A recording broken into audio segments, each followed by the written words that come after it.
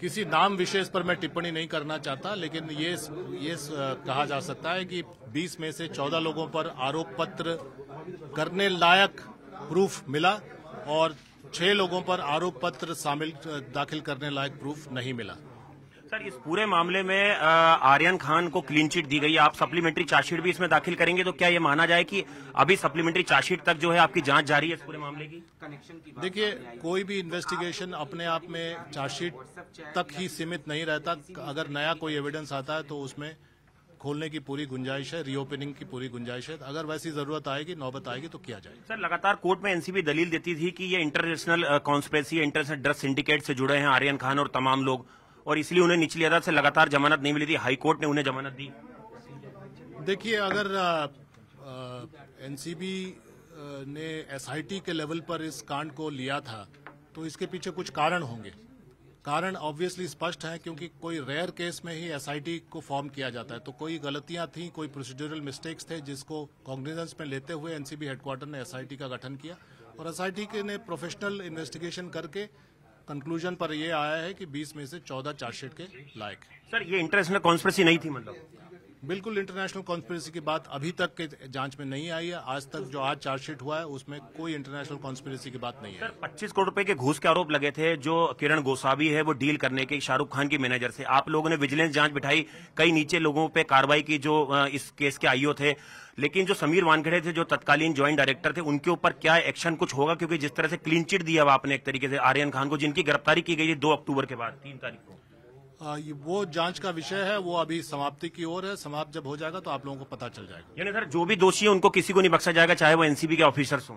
वो आपने देख ही लिया कि हम लोगों ने कार्रवाई ऑलरेडी शुरू कर दी है और जो मिस्टेक्स मिले हैं उसको भी हम लोगों ने माना है कि मिस्टेक्स हुआ है, तो वही प्रोफेशनल तरीका, प्रोफेशनल नजरिया आगे भी अपनाया जाएगा। अभी को पता होगा कि कुछ अनियमितताएं और कंट्रोवर्सी सामने आई थी इनिशियल इन्वेस्टिगेशन के दौरान। उनको ध्यान में रखते हुए एक एसआईटी टीम का गठन किया गया था। डीजी साहब ने यह निर्णय लिया था कि एसआईटी टीम, और एसआईटी टीम को सुपरवाइज करने के लिए मुझे वो दायित्व सौंपा गया था।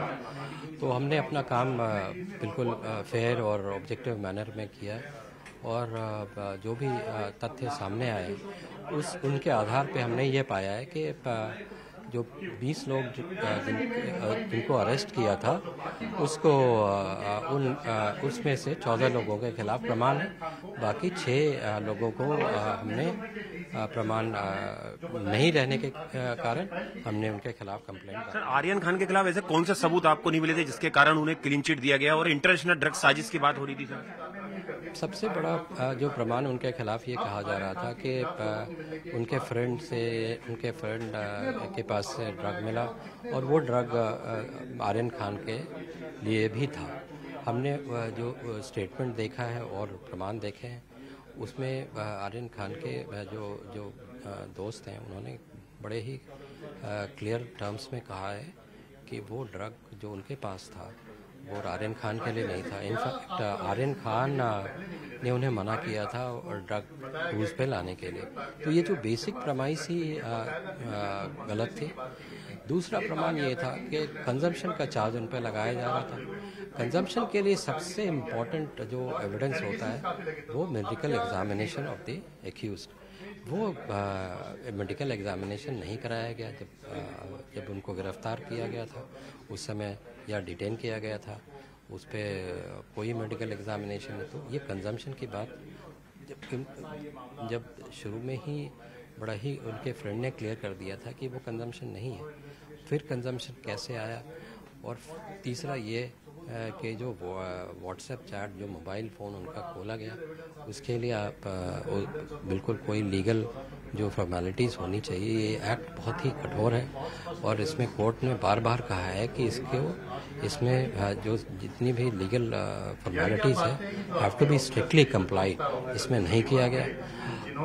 जहाँ तक व्हाट्सएप चैट जो उनका खोला गया उनकी बात है, वो व्हाट्सएप चैट कनेक्ट नहीं कर पाते हैं आर्यन खान को इस केस से। सर, लगातार कोर्ट में ये दलील दी जा रही थी कि इंटरनेशनल कॉन्स्पिरेसी का हिस्सा है आर्यन खान, उनके जो विदेश में बैठे ड्रग्स पेडलर्स हैं उनके साथ उनके ताल्लुकात हैं। देखिए कोई भी, पहले तो मैं ये इस बात को बड़े ही साफ शब्दों में कहना चाहता हूँ कि WhatsApp chat primary piece of evidence नहीं है। कोर्ट ने, ऑनरेबल सुप्रीम कोर्ट ने कई रूलिंग्स में ये कहा है कि व्हाट्सएप चैट प्राइमरी एविडेंस नहीं हो सकता।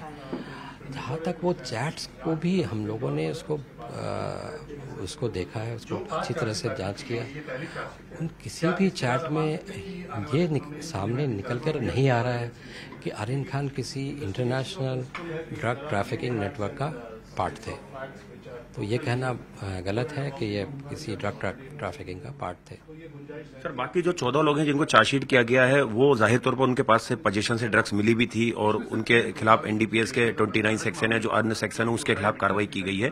सर, इस पूरे मामले में जो तत्कालीन टीम थी, जिनके ज्वाइंट डायरेक्टर समीर वानखेड़े थे और नीचे आईओस थे, उनके खिलाफ किस तरह की एक्शन अब इस पूरे मामले में होगा? नीचे लेवल के अधिकारियों पर तो एक्शन हो चुका है विजिलेंस जांच का।